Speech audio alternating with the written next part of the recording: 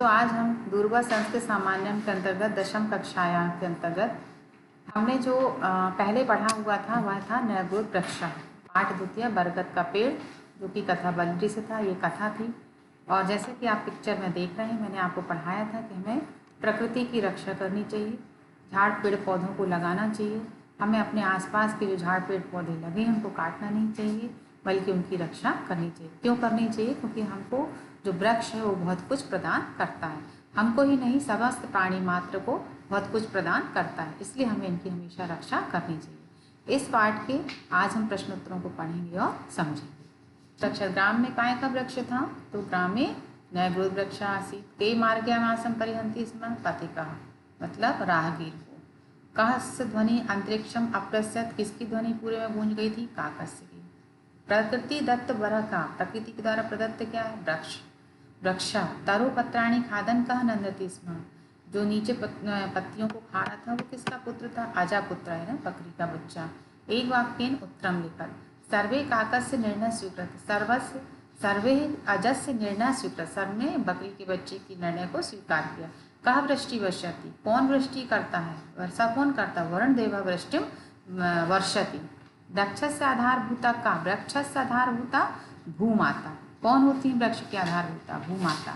अस्माभिः का वर्धिनी, अस्माभिः वृक्ष संपत्ति वर्धिनी, हमको अपनी वृक्ष की जो संपत्ति है उसको बढ़ाना चाहिए। किम महत् पापम अस्ति, वृक्षाणाम छेदनम महत् पापम अस्ति, यानी वृक्षों को काटना बहुत बड़ा पाप कहलाता है। अधोलिखित प्रश्नानाम उत्तराणि लिखत शुकः किमदः, जो शुक थे, जो कौवा था, उसने क्या कहा? अस्य वृक्षस्य फलानि खादन जन्मन्ता अहमत्र मे वर्तते नाहमिमं द्रुमं प्रत्यक्तुम् इच्छामि मदीयम् एवाय न दुर्गत वृक्षः इति। तोता ने क्या बोला? इस फल वृक्ष के फलों को खाते हुए मैं क्या है, मैं जन्म से रह रहा हूँ, मैं तो इस वृक्ष को छोड़कर कभी नहीं जाऊँगा। यह बरगद का झाड़ मेरा ही है, वृक्ष मतलब जो पेड़ है वह मेरा ही है। कीटः किम प्रत्यवदत्, कीट ने क्या कहा? मदीयम अर्भेकैः सार्धम अहम वर्षुरेभ्यः अत्रैव उषित वासनी अतोऽयं वृक्षः मवेव इति। उषित वासमीन मतलब मैं बहुत साल से, कीड़े ने क्या, मैं पुत्रों के साथ बहुत वर्षों से ही रह रहा हूँ, इसलिए यह वृक्ष मेरा ही है।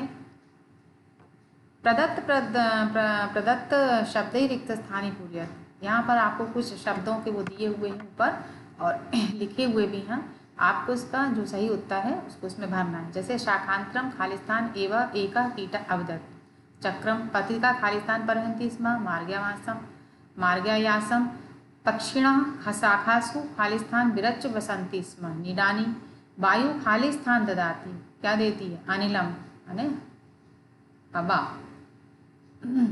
खालिस्तान प्रकाशम प्रयच्छति यानी सूर्यदेव। यथा योज्यम योज्यत, जैसा आप इसमें दिया गया उसको सही तरीके से आपको इसको लिखना है। प्राचीनम सर्पः करोति, वरुण देव नैगुद वृक्ष, हटाटोपम वृष्टि वर्षन्ति सर्पा वृक्ष, प्रकृति दत्तः वरः यानी वाल्मीकिषु, इसके उत्तर दिए हैं, आपको उसको सही तरीके से लिखना है। प्राचीन क्या आएगा? इसका नैगुद वृक्ष, वरुण देव का वृष्टि वर्षन्ति, जो फटा टोपन जो दिया हुआ है सर्पः करोति, सर्पः करोति, सर्पः करोति, यथा योज्यम योजत, यानी आपको सही इसके आंसर लिखना है। जैसे प्राचीन, वरुण देव, फटाटोपम, सर्पः, प्रकृति दत्तः वरः, तो प्राचीन का क्या आएगा? पहला नैगुद वृक्ष। वरुण देव का क्या आएगा? वृष्टि वर्षति। फटाटोपम का सर्पः करोति, और जो सर्पः दिया है उसका आएगा उसका क्या आएगा? वाल्मीकिषु।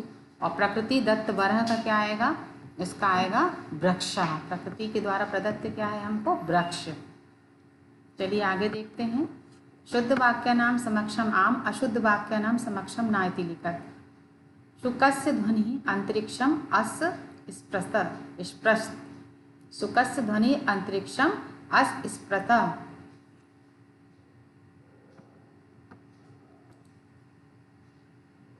शुद्ध वाक्य नाम समक्षम आम, अशुद्ध वाक्य नाम समक्षम नायति लिखत।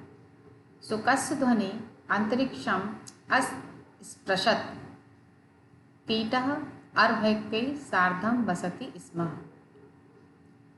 वृक्षछेदकः वृक्षम खंडशः कृतवान्, वृक्षाणाम छेदनम महत्पापम, सूर्यदेव वृष्टि वर्षति। इसका पहले का आएगा ना, दूसरे का आएगा आम, तीसरे का आएगा न, चौथे का आएगा आम, पांचवे का आएगा न। यानी सूर्यदेव वृष्टि बरसाती, सूर्य देवता वृष्टि को नहीं बरसाते, गलत है। चलिए सातवां देखते हैं इसका प्रश्न। अधोलिखित पदानाम प्रकृति प्रत्यय च पृथक। इसमें से आपको प्रकृति और प्रत्यय को क्या करना है, अलग करना है। जैसे दिया है पद कौन कौन से दिए हैं पहले देख लेते। पूर्वन, विभज्य, छेदम और विस्मृत्य। प्रकृति कौन सी दी है, क्र। प्रत्यय क्या आएगा, श्रत, त्र।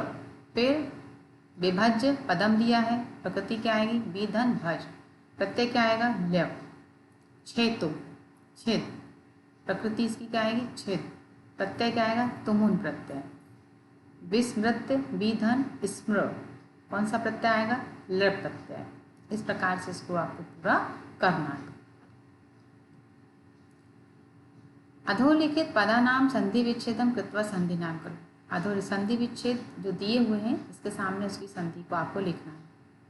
पहला शब्द दिया है ममेव, मवधन एव। कौन सी संधि आएगी, वृद्धि संधि। क्यों आएगी वृद्धि संधि, क्योंकि इसमें डबल मात्रा है, एक ही मात्रा है, वृद्धि मात्रा। सर्पाश, सर्पाधन च, विसर्ग संधि, विसर्ग का प्रयोग है। सो अयम, सोधन अयम, यानी ये कौन सी संधि आएगी, पूर्व रूप संधि आएगी। तत्र गतः, तत्धन आगतः। तत्र में आ है और आ बड़ा है तो आ मिलकर आ बनता है, इसलिए यहाँ पर आया दीर्घ संधि। चलिए प्रश्न नंबर देखते हैं आगे का। अधोलिखित पदानाम पर्याय शब्दान लिखत। पर्याय यानी आपका उसी का पर्याय लिखना है, क्या है। जैसे पद है काका का क्या आएगा, बायस। सर्प का क्या आएगा, नाग। पिता का जनकः, पुत्र का अर्भकः। अव्यय वाक्य रचना कुरु। आपको अवयव दिए हैं और वाक्य दिए हैं, तो आपको क्या करना है, इसकी वाक्य रचना करनी। कैसे, जैसे अपि दिया तो अहम अपि वृक्षारोपणम करिष्यामि। तहिर अस्तु, तहिर प्रथम में वचनाश्रुत। ततः, ततः एक कीटः अवदत्। एक कीट ने क्या किया, तब पर एक कीट ने बोला, है ना, हमें वृक्षारोपण करना चाहिए। और अस्तु तैर में पहले मेरे वचनों को सुनिए। इस प्रकार से आइए अवयव की आपकी क्या हुई, वाक्य रचना हो गई। को पढ़ाया आपको, इसको बहुत अच्छे से कॉपी में लिखना भी है और अच्छे से याद करते जाइए, समझते जाइए और परीक्षा के लिए इसको सब तैयार करिए और घर पर रहिए, सुरक्षित रहिए।